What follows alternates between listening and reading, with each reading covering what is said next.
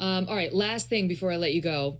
The Massachusetts school, Collegiate Charter School of Lowell, decided to play in a basketball game against the KIPP Academy, KIPP Academy, and had to call the game early because not one, not two, but three of their female players went down and got hurt thanks to a male player at the KIPP Academy on the other team who hurt them. And this is a trans player, a man pretending to be a woman, to the point where the coach saw repeated girls go down, getting hurt, and made the call to end the game early. Now they say the players feared getting injured and not being able to complete in the playoffs. And now the school, the Collegiate Charter School of Lowell, comes out to say we support our coach's decision to call the game.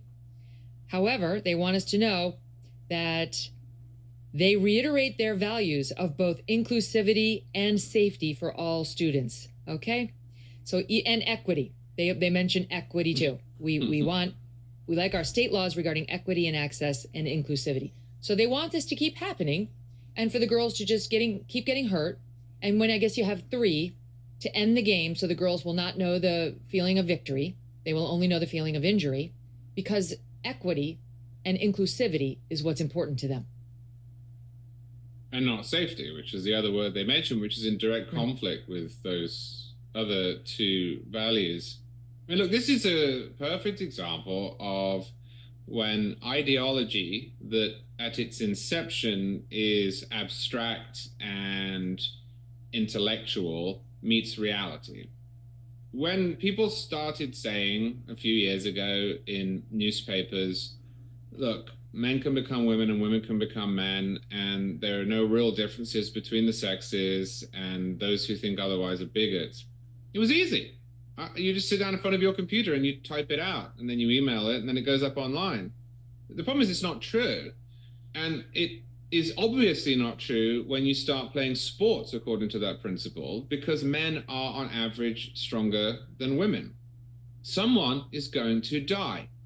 We've now seen this in a bunch of sports. We've seen this in lacrosse. We've seen it in soccer.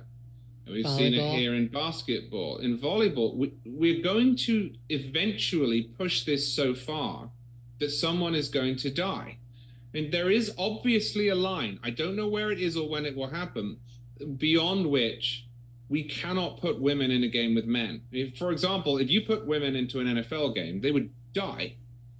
Yep. I'm waiting for this, not with any hope whatsoever. I'm waiting for this, watching through my fingers, because it is so stressful and bizarre. But someone is going to die, and when it happens, then the ideology is going to be exposed, I think, in a way that it hasn't been before, as sheer lunacy and not just the indulgence of a rich society. So well said. It's chilling, but you're right. And I watch these clips, and all I can think is, where are the parents? What parent would allow his or her daughter to play against a 6-foot male like that, who's clearly post-male puberty, who clearly is a danger to their daughters? Is your desire to be seen as inclusive and pro-equity greater than your desire to protect your child? You're more worried about taking barbs from your community members for not being woke than you are about your own daughter's well-being. Something's wrong with your priorities. I don't know. I don't understand these parents, Charles. No. They need to be shamed and called out repeatedly, because they are part of the problem. Yeah, and I have a friend whose daughter is a superb athlete, and I think about this with her. I mean, I don't know if she'll go on and be a collegiate athlete, but she is a fantastic athlete within women's sports. But obviously, if you put a 6'3" guy in, he would really hurt her. And I don't actually personally know anyone who thinks that isn't true. That's the other part of this. It's like, I don't know the parents you're talking about. I don't know the schools or the school boards or the coaches that we're discussing here.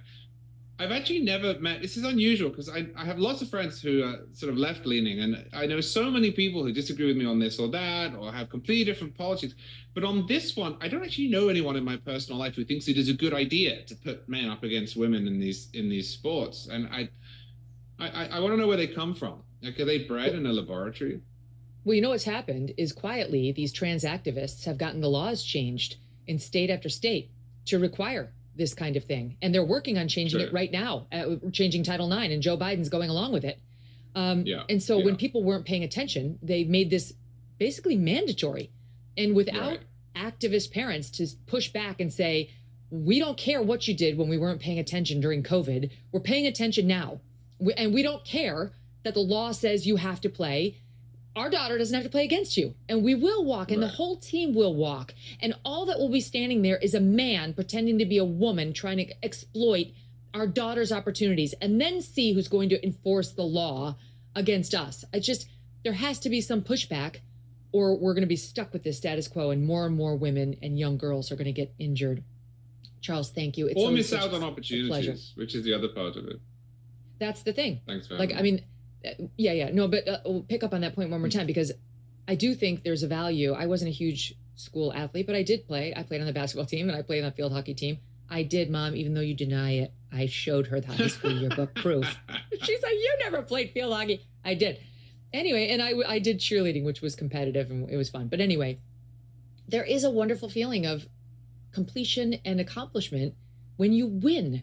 And it's second to none. You can't achieve it by coming in second or third, or you have to have the feeling of being number one in order to appreciate what that feels like and what it does for your self-confidence. And yes, some ego, all of it.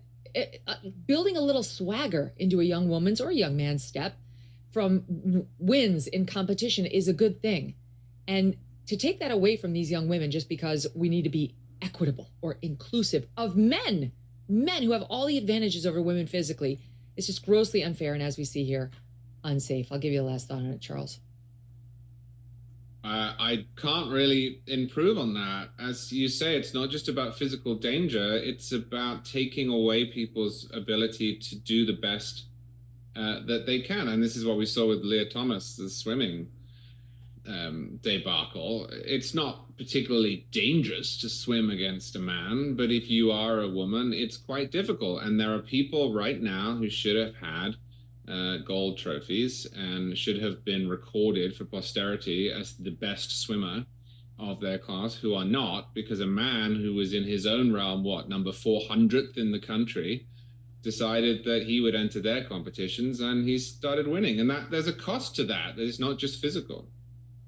Honestly, if this came to my school, I think I'd storm the court. I really think, even if it weren't my child, I'd just run out there like a streaker, you know.